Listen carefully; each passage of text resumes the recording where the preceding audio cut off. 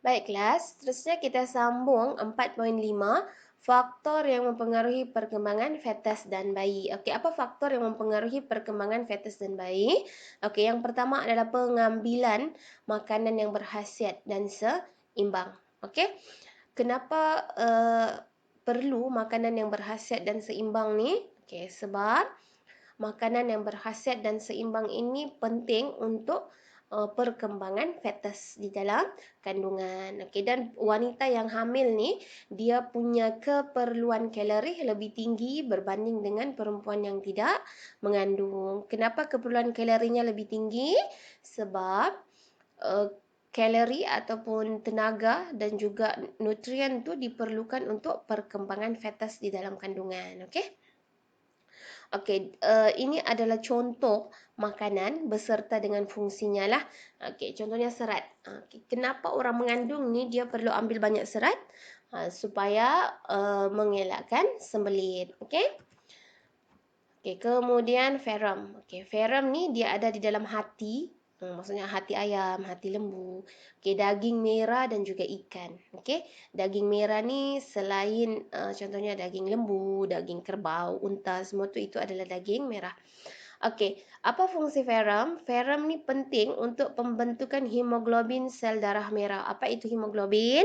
Hemoglobin adalah pigmen berwarna merah yang ada di dalam sel darah merah yang berfungsi untuk mengangkut oksigen. Okey, bila kita kekurangan hemoglobin, maksudnya kita akan kekurangan oksigen.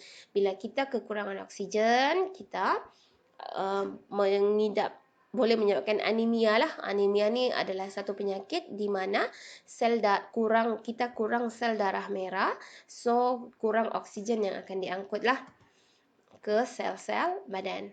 Okey, seterusnya karbohidrat dan lemak. Okey, karbohidrat ni ada dalam nasi, roti, mentega, keju. Okey, fungsinya adalah membekalkan tenaga. Untuk apa tenaga ni? Untuk aktiviti harian wanita yang hamil dan juga perkembangan fetus di dalam uterus tu, di dalam kandungan. Okey, semua proses metabolisme dalam badan ibu dan juga di dalam proses perkembangan fetus tu semuanya memerlukan tenaga. Dan lemak ni dia boleh membekalkan tenaga 2 kali ganda berbanding dengan karbohidrat.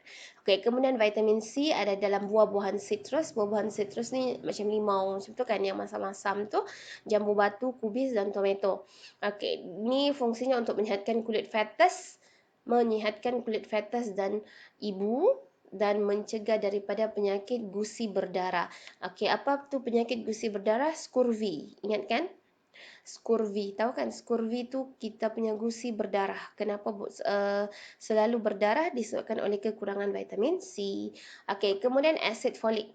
Asid folik ada dalam brokoli, bayam, kacang tanah. Okey, apa fungsi asid folik? Asid folik ni penting untuk perkembangan sistem saraf fetus.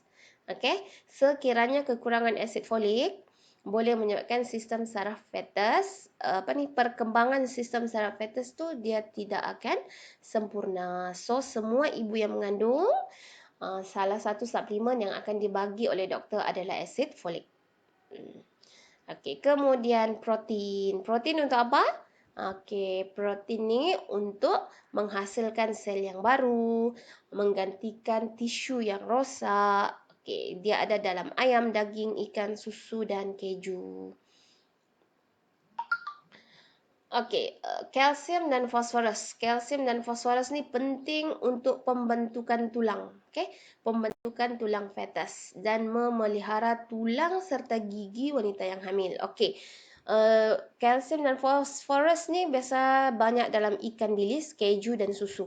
Okey, ibu yang mengandung dia kena pastikan dia cukup kalsium dan fosforus.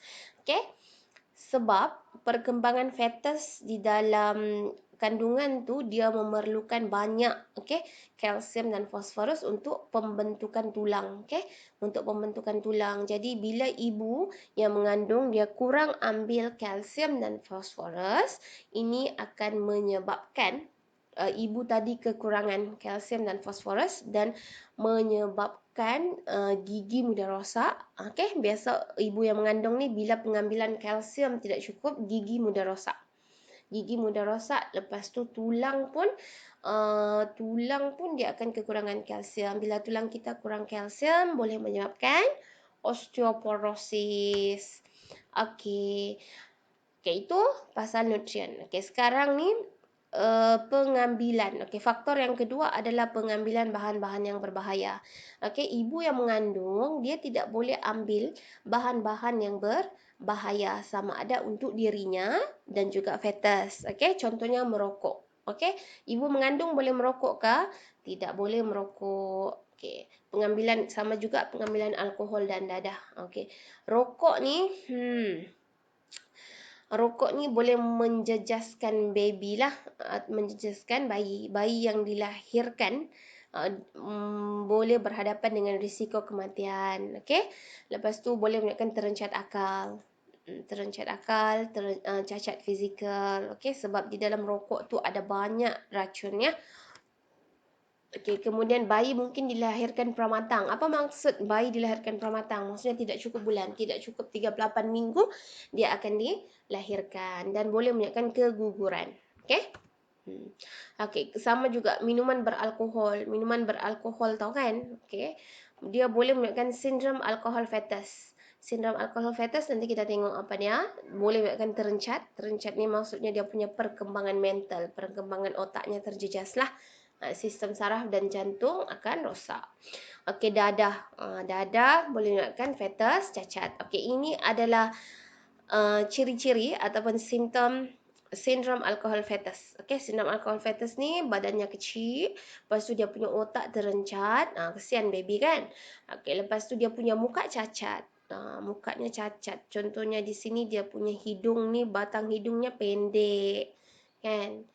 Lepas tu dia punya ni berlipat, dia punya apa pipi rata. Okey, ini contohlah macam mana appearance baby yang sindrom alkohol fetus.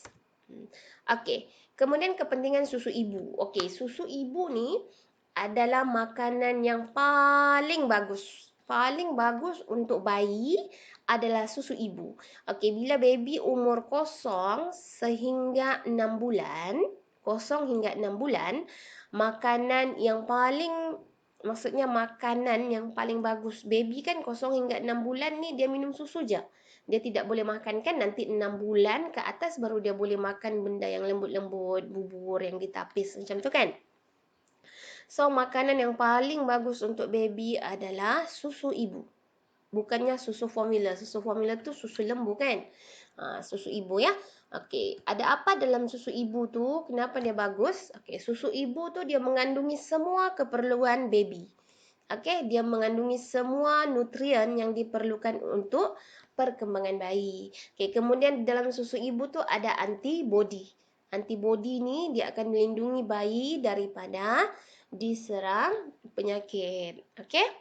Untuk penyakit-penyakit tertentu lah, tapi dia sebab masa baby baru lahir, badan baby belum cukup kuat untuk menghasilkan antibody. So bila dia minum susu ibu tu ada antibody. Kemudian okey, bila menyusu baby susu dengan ibu, menyusu ibu, okey, hubungan di antara bayi dengan ibu tu akan menjadi erat. Ini bagus untuk perkembangan emosi baby. Dan satu lagi, proses penghadaman baby akan lebih baik berbanding dengan susu formula. Contohnya baby tidak akan sembelit. Kalau susu formula ni, ibu kena tengoklah kalau sesetengah susu bila tidak sesuai dengan baby, baby akan sembelit. Sembelit tahu kan?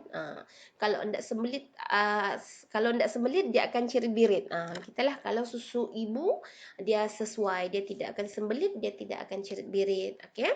Lepas tu susu ibu tu, susu yang mula-mula sekali keluar tu kita panggil dia colostrum.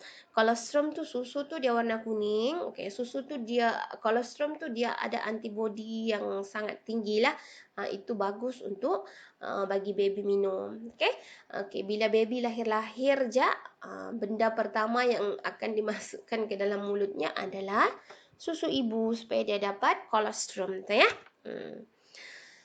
Okey, so ibu yang mengandung ni dia perlu jaga kesihatan, jaga pemakanan dan mengelakkan diri daripada ambil bahan-bahan yang boleh memudaratkan kesihatan ibu dan juga fetus. Okey, habis untuk topik 4.5. Kalau ada yang tidak faham boleh tanya cikgu ya. Terima kasih.